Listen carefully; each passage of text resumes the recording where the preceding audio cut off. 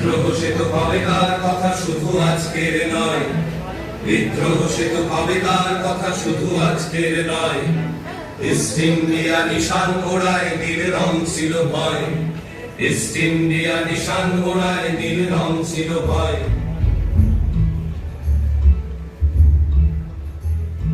বিষ্ণু চরণ দিগম্বর রহিমুল্লাহর হাতে রাখি, বিষ্ণু চরণ দিগম্বর রহিমুল্লাহর হাতে রাখি। লাল রঙা সেই নীলকুঠি হয় অত্যাচারের ঘাঁটি।